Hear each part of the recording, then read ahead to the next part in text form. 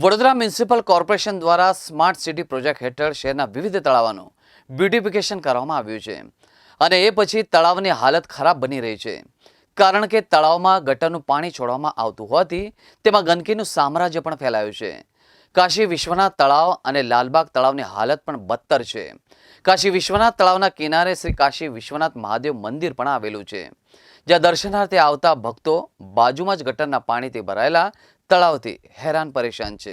હાલ ચોમાસું નથી છતાં પણ કાશી વિશ્વનાથ તળાવ છલોછલ ભરેલું છે। તેનું કારણ એ કે અહીં ગટરનું પાણી સતત ઠલવાતું રહે છે। આ વિસ્તારમાં 3 વરસાદી કાંસ છે, જેમાં ખરેખર તો ચોમાસા દરમિયાન વરસાદનું પાણી જ વહેવું જોઈએ અને આ પાણીનો સીધો નદીમાં નિકાલ થવો જોઈએ, પરંતુ કોર્પોરેશનના તંત્ર દ્વારા જ વરસાદી કાંસમાં ગટરનું જોડાણ કરી દેવામાં આવ્યું છે, જેના લીધે વરસાદી કાંસ તળાવ સાથે જોડાયેલો હોવાથી પાણી આવતું રહે છે। પોલો ગ્રાઉન્ડથી નવજીવન થઈ કાશી વિશ્વનાથ સુધી તેમજ એસઆરપીથી નવાપુરા થઈ લાલબાગ અને લાલબાગ કુંભારવાડાથી જવાર થઈ અન્ય સોસાયટીનું પાણી તળાવમાં આવતું રહે છે। કાશી વિશ્વનાથ તળાવ ભરેલું હોવાથી તેના મગરનો પણ ત્રાસ છે। તળાવના કિનારે કચરાના ઢગલા હોવાના કારણે તેમજ તળાવમાં સાફ સફાઈ કર્યા બાદ કચરો તળાવના કિનારે જ રાખવાથી ગંદકી સતત ફેલાતી રહે છે। આ તળાવની આસપાસ 1500 થી 2000 કુટુંબો વસે છે।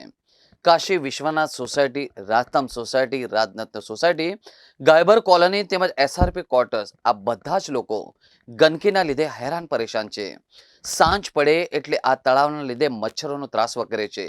વર્ષોથી કોર્પોરેશનની સભાઓમાં પણ રજૂઆતો થઈ રહી છે અને લોકો પણ કોર્પોરેશન ઓફિસે આવીને આ સમસ્યા હલ કરવા માંગણી કરતા રહે છે। સ્માર્ટ સિટી અંતર્ગત વડોદરામાં આવેલા તમામ તળાવોનું બ્યુટિફિકેશન કરવામાં આવ્યું છે।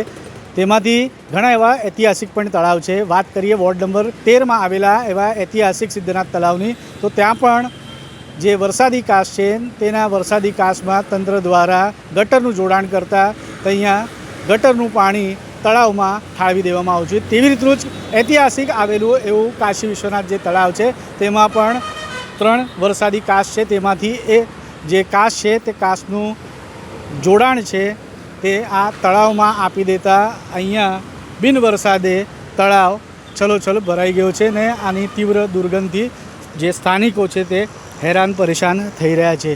આ કાશી વિશ્વનાથનો જે તળાવ છે તે વોર્ડ નંબર 13માં આવેલો છે।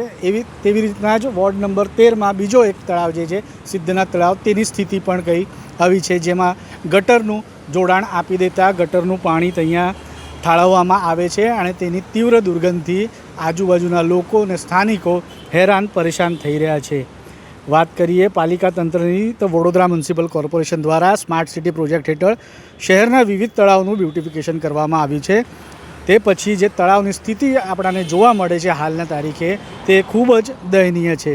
ત્યારે તળાવમાં પણ ગટરનું પાણી છોડવામાં આવતું હોય છે, તેના કારણે ગંદકીનું સામ્રાજ્ય ફેલાય છે। શહેરની મધ્યમાં આ આવેલો વોર્ડ નંબર 13નો જે વિસ્તાર છે તેમાંથી જે મેન મુખ્ય તળાવની આપણે વાત કરતા હોઈએ તો સિદ્ધનાથ તળાવ છે ને બીજો લાલબાગ ખાતે આવેલો કાશી વિશ્વનાથનો જે તળાવ છે તે છે। અહીંયા બિન વરસાદે અહીંયા જે તળાવ છે તે છલોછલ ભરી ગયો છે। તેનું મુખ્ય કારણ છે કે જે વરસાદી કાંસમાં તંત્ર દ્વારા ગટરનું જોડાણ આપી દેતા તે પાણી ભરવા લાગ્યો છે ને તે છલોછલ બિન વરસાદે આ તળાવ વરસી રહ્યો છે, જેથી લોકો આ દુર્ગંધથી ત્રાહિમામ પોકારી રહ્યા છે। ત્યારે વોર્ડ નંબર 13માં આવેલા એવા 2 તળાવો છે, તેમાંથી ઐતિહાસિક જે સિદ્ધનાથ તળાવ છે તેની સ્થિતિ પણ બદથી બદતર થતી જાય છે, કારણ કે તેના અંદર પણ જે વરસાદી કાંસ છે તેમાં ગટરનું જોડાણ આપી દેતા ગટરનું પાણી તેનામાં ઠાળવવામાં આવે છે। તેવી સ્થિતિ જે આ મુખ્ય માર્ગ પર જે કાશી વિશ્વનાથનું પ્રખ્યાત મંદિર છે તેની બાજુમાં આવેલું જે તળાવ છે તેના અંદર પણ જે 3 વરસાદી કાંસ છે તેમાં ગટરનું જોડાણ આપી દેતા આ તળાવ બિન વરસાદે છલોછલ ભરતો રહે છે। તેથી જે તીવ્ર દુર્ગંધ આવે છે તેનાથી સ્થાનિકો તો હેરાન પરેશાન થઈ રહ્યા છે, સાથે તંત્રને પણ અનુરોધ કર્યા છે। જે સ્માર્ટ સિટીની વાત તંત્રએ કરેલી છે તે તેમને ક્યારે મળશે, ક્યારે તેમને સ્વચ્છ પાણી મળશે, ક્યારે તેમને સ્વચ્છ જે તળાવ છે એ ક્યારે મળશે? હવે આ આવનારા દિવસો જ બતાવી શકશે કે તંત્ર સજાગ થઈને તેમની જે આ જે માંગણી છે તે કેવી રીતે સ્વીકારશે। કેમેરામેન નિલેશ વસઈકર સાથે સત્યમ નેવાસકર, જીવન ન્યૂઝ, વડોદરા।